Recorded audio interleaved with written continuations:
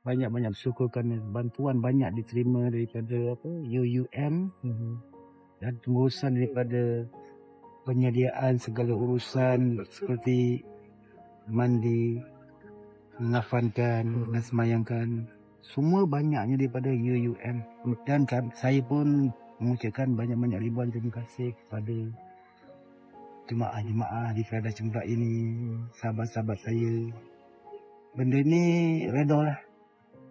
Apapun kehendak Allah dan kehendak kita. Kita hanya manusia yang merancang, Tuhan lebih baik menentukan segalanya. Buahan apa, ni setiap yang bernyawa pasti akan mati. Jadi dah bagan saya, ujian saya, reda lah. Tak ada apa-apa lah, semua manusia akan mati. Sifat Abah macam mana yang Abah kenal?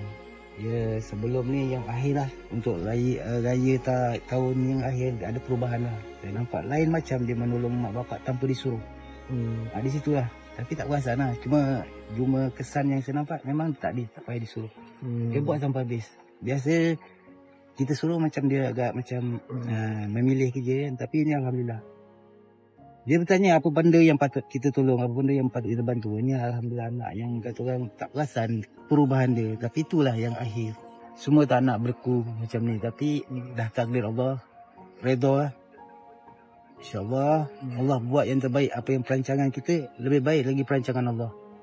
Itulah. Saya reda semua. Syahid akhirat ni dengan syahid dunia lain. Syahid akhirat ni memang dalam menuntut ilmu Allah ambil. Itu syahid akhirat salah satunya.